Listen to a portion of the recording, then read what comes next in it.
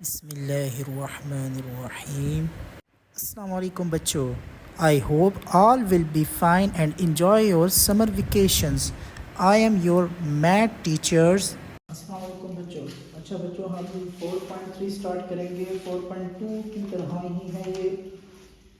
4.3 में है resolve into partial fraction, लेकिन यहाँ पे जो resolve of fractions when dx consist of non repeated irreducible quadratic equations, मतलब जो आपके डिनोमिनेटर के अंदर जो वैल्यू होगी वो इररेड्यूसिबल क्वाड्रेटिक इक्वेशन होगी। इसका मतलब प्योर क्वाड्रेटिक होगी। ये जो फॉर्म हमें गिवन है कि x स्क्वायर प्लस 1, अब डिनोमिनेटर में इस तरह की टर्म दी जाएगी जिसके कोई भी फैक्टर ना बन सके, उसको बोलते हैं इररेड्यूसिबल क्वाड्रेटिक इक्वेशंस। अब इसको सॉल्व करते हैं बाय पार्शियल फ्रैक्शन के अकॉर्डिंग। अब सबसे पहले इसका लिखने का थोड़ा सा मेथड चेंज है, बाकी सारा प्रोसेस वही है जो हमने प्रीवियस क्वेश्चन में किया। लीनियर फैक्टर जो हमारे पास है x प्लस 3, वो तो एज इट इज उसी तरह ही आएगा एक वेरिएबल के नीचे a ओवर x प्लस 3, लेकिन जो इररेड्यूसिबल क्वाड्रेटिक इक्वेशन है, जो फैक्टर है x स्क्वायर प्लस 1, इसका थोड़ा सा मेथड चेंज होगा। जब हम इसको लिखेंगे पार्शियल फ्रैक्शन के अंदर, तो इसके ऊपर जो हम वेरिएबल लेट करेंगे ना, पहले वेरिएबल के साथ x लिखेंगे, दूसरे वेरिएबल को कांस्टेंट कंसीडर करेंगे। मतलब हम लिखेंगे bx plus c divided by x square plus 1। अब x स्क्वायर की कोई भी टर्म हो, आपने पहले वेरिएबल के साथ x लिखना है, उससे नेक्स्ट वेरिएबल उसके अंदर ऐड करना है। फॉर एग्जांपल अगर इधर एक और टर्म होती x स्क्वायर प्लस 3, तो हम लिखते dx प्लस e। क्या लिखते? dx plus e। इस तरह क्वेश्चन आगे आएंगे। अब हमने क्या किया, वही काम, multiplying both side by x plus 3 into x square plus 1।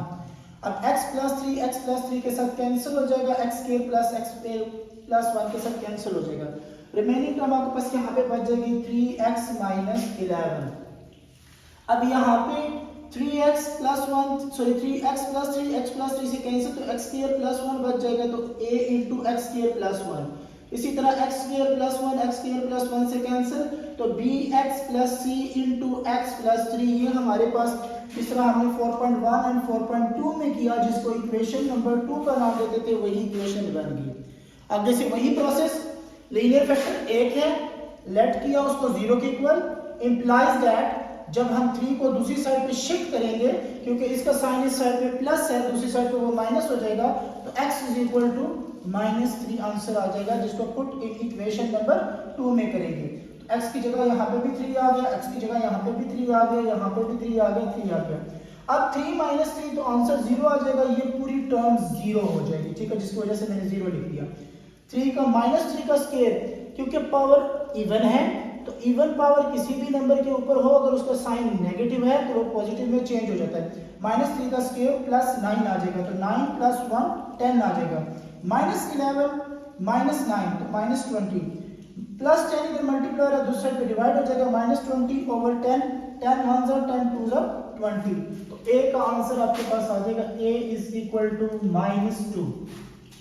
अब फ्रॉम इक्वेशन 2, क्योंकि हमारे पास कोई लीनियर फैक्टर नहीं है लेट करने के लिए, इसको हम लेट नहीं कर सकते, क्योंकि ये इररेड्यूसिबल क्वाड्रेटिक इक्वेशन है जो जिसके फैक्टर नहीं है, ठीक है।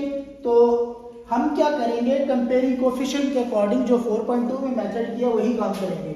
इक्वेशन नंबर 2 को पिक करेंगे, 3x माइनस 11, पहले a को मैं इन दोनों के साथ मल्टीप्लाई करवाऊंगा, ax square plus 1, ax square plus 1, फिर bx को x प्लस 3 के साथ bx इंटू x के bx स्क्वायर और bx इंटू 3bx, ठीक है।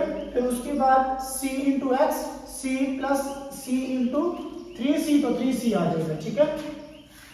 अब इसके बाद हमें सेम पावर वाले वेरिएबल वाले फैक्टर एक जगह पे करने हैं, कोफिशिएंट, ठीक है। तो a square plus bx square, तो x स्क्वायर कॉमन लेंगे तो a प्लस b बच जाएगा। इसी तरह अगर x वाली बात की जाए तो 3bx है प्लस c है, 3b प्लस c से x कॉमन ले लिया, कांस्टेंट टर्म्स a है और +3c है, वो लास्ट में लिख दिया। हमें b की वैल्यू और c की वैल्यू चाहिए। अगर इन दोनों इक्वेशन को ले लेते हैं, यहाँ पे a की वैल्यू मौजूद है तो b की वैल्यू फाइंड कर लेंगे, जब b की वैल्यू मिल जाएगी तो हम c की वैल्यू फाइंड कर लेंगे। ये नहीं कि आप ये नहीं ले सकते, ये भी ले सकते हैं, आंसर सेम ही आएगा, आंसर पे कोई फर्क नहीं आएगा। तो यहाँ पे हम किया comparing coefficient of x and x square.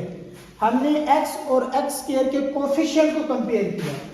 x square का कोएफिशिएंट यहाँ पे क्या है, x स्क्वायर का कोएफिशिएंट यहाँ पे है आपके पास a प्लस b और x का कोएफिशिएंट क्या है 3b प्लस c, ठीक है। लेकिन right and left hand side पे x स्क्वायर नजर नहीं आ रहा। मैंने आपको कहा था कि ऐसी कंडीशन बनेगा जहां पे आप कंपेयर करेंगे लेकिन दूसरी साइड पे वो वेरिएबल नहीं होगा। अब अगर जो वेरिएबल नहीं है तो उसका मतलब है कि वहां पे उसका कोएफिशिएंट क्या है 0, वहां पे उसका कोएफिशिएंट क्या है 0। इसका मतलब है कि x स्क्वायर का जो यहाँ पे कोएफिशिएंट है ना वो 0 है, तो इसीलिए हमने a plus b is equal to 0 लिखा। और दूसरी comparing coefficient of x 3b plus c is equal to, यहाँ पे उसका कोएफिशिएंट 3 है तो वो इक्वल टू 3 के आ गए। ये सेकंड इक्वेशन, यहाँ पे a की वैल्यू पुट की -2 plus b is equal to 0, तो -2 दूसरी साइड पे शिफ्ट हो गया जिसकी वजह से साइन पॉजिटिव हो गया, तो आपके पास b इज इक्वल टू 2 आ जाएगा। b की वैल्यू उठा के इस इक्वेशन के अंदर पुट की 3 × 2 6 plus c is equal to 3, 6 उधर चला जाएगा शिफ्ट हो जाएगा दूसरी साइड पे, तो साइन नेगेटिव हो जाएगा, 3 - 6 तो -3 बच जाएगा, ठीक है। तो आपके पास c की वैल्यू आ गई -3। अब इन तीनों की वैल्यू पुट करते हैं इक्वेशन नंबर 1 के अंदर। a की जगह देखिए मैंने a की वैल्यू पुट की -2, b की जगह मैंने b की वैल्यू 2 पुट की और c की जगह c की वैल्यू -3 पुट की। ये हमारे पास आंसर आ गया इन पार्शियल फ्रैक्शन फॉर्म के अंदर जो हमने मालूम करना था। क्वेश्चन नंबर 7 है आपके पास कि 1/x³ + 1, ठीक है। अब यहाँ पे बच्चे ये कंफ्यूज हो जाते हैं अगर ये पेपर क्वेश्चन में आ जाता है कि resolve into partial fraction 1/x³ + 1 कि हमने नॉन रिड्यूसिबल क्वाड्रेटिक इक्वेशन पढ़ा। क्वाड्रेटिक इक्वेशन का मतलब होता है at least second degree polynomial equations, तो ये तो क्यूब रूट है, ठीक है। तो फिर इसको कैसे सॉल्व करेंगे, तो यहाँ पे फिर आपको क्यूब का फार्मूला याद होना चाहिए, ठीक है, जो आप लोग पढ़ते आ रहे हैं a³ + b³, इसकी फॉर्म में इसको कन्वर्ट करें a + b × a² - ab + b²। अब a का क्यूब x का क्यूब है, 1 के ऊपर कोई भी पावर डाल दे तो 1 ही आता है, ठीक है। तो इस तरह से हमारे पास बन गया x का क्यूब + 1 का क्यूब, x + 1 × x² - x + 1, ठीक है। a b की वैल्यू 1 है तो x के साथ मल्टीप्लाई के एज इट इज है। जब इसको पार्शियल फ्रैक्शन में लिखेंगे, अब ये नहीं देखना कि यहाँ पे 3 टर्म्स बन गई हैं, एटलीस्ट सेकंड डिग्री है और नॉन रिड्यूसिबल क्वाड्रेटिक इक्वेशन है जिसको रिड्यूसिबल हम नहीं कर सकते, फैक्टर यहाँ से मालूम नहीं कर सकते। तो फिर हमने a/x + 1 bx + c/x² - x + 1, ठीक है, बिल्कुल सेम एज इट इज उसी तरह जिस तरह हमने प्रीवियस क्वेश्चन में किया। अब मल्टीप्लाइंग बाय बोथ साइड, जो डिनोमिनेटर में जितना भी टर्म होता है उसको दोनों साइड पर मल्टीप्लाई करवाओ। यहाँ पे देखो ये तो सेम है तो ये सारी चीजें कैंसिल, तो सिर्फ 1 बच जाएगा और यहाँ पे x + 1 से कैंसिल हो जाएगा, तो x² - x + 1 एक के साथ मल्टीप्लाई हो जाएगा और x² - x + 1 कैंसिल होकर x + 1 बच जाएगा, तो bx + c × x + 1। ये आपकी इक्वेशन नंबर 2 आ गई। अब उसके बाद लीनियर फैक्टर 1 एक ही है, x + 1, तो हमने लेट किया x + 1 = 0 इंप्लाइज 1 को दूसरी साइड पे शिफ्ट करेंगे तो वो -1 हो जाएगा, तो x = -1 पुट इन इक्वेशन 2। यहाँ पे कोई वेरिएबल नहीं है तो 1 ही आएगा, a × -1 का स्क्वायर माइनस × -1 + 1 b × -1 x की जगह प्लस c -1 + 1, तो -1 + 1 0 0 इसके साथ मल्टीप्लाई है कि ये पूरी टर्म 0 जिसकी वजह से मैंने 0 यहाँ पे लिख दिया, ठीक है। -1 का square +1 minus multiply by minus तो +1 + 1 1 + 1 + 1 3 आ जाएगा, तो 3 इधर मल्टीप्लाई है दूसरे पे डिवाइड हो गया, तो a = 1/3 आपका आंसर आ जाएगा। अब बाकी दोनों को फाइंड करने के लिए वही काम हम कंपेयरिंग कोएफिशिएंट वाला करेंगे। कंपेयरिंग कोएफिशिएंट में पहले हम इक्वेशन नंबर 2 को अंदर जो वेरिएबल है उनके साथ मल्टीप्लाई करवाएंगे फैक्टर के साथ, तो ax square minus ax plus a, इन तीनों के साथ a को मल्टीप्लाई करवाया, bx को पहले x के साथ फिर 1 के साथ, तो bx square plus bx, c को x प्लस 1 के साथ cx प्लस c। अब हमने x स्क्वायर के कोएफिशिएंट को एक जगह पे कर लिया, जिस तरह मेरे पास आया a plus b into x square minus b plus minus a plus b plus c, minus a plus b plus c, ये x के कोएफिशिएंट है और कांस्टेंट है हमारे पास दो टर्म्स a प्लस c। अब यहाँ पे हमने comparing coefficient of x square and x किया, तो a plus b is equal to 0, minus a plus b plus c is equal to 0। यहाँ पे देखें तो मैंने दोनों के कोएफिशिएंट को इक्वल टू 0 कर दिया। क्यों?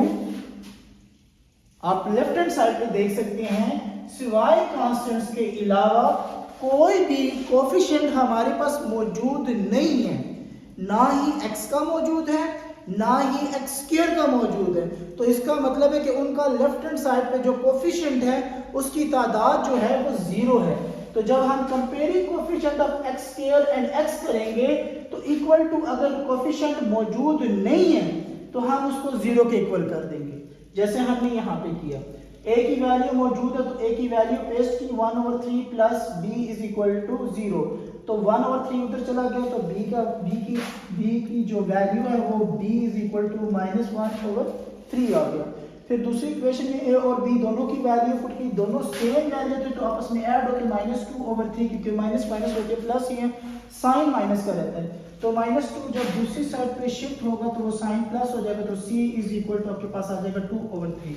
इनकी वैल्यू हमने इक्वेशन नंबर 1 में पुट की, a की जगह 1/3 आ गया, b की जगह -1/3 प्लस 2/3, 3 कॉमन एलसीएम था उसको नीचे लिया, तो -x plus 2 divided by 3 into x square minus x plus 1, ये आपका आंसर आ गया। ठीक है बच्चों, बाकी पार्ट्स आप लोगों ने खुद कर लिए इस एक्सरसाइज के। 4.3 की सेम एज इट इज सारे क्वेश्चन इसी प्रोसेस से होंगे जिस प्रोसेस से हमने ये दोनों क्वेश्चन किए हैं।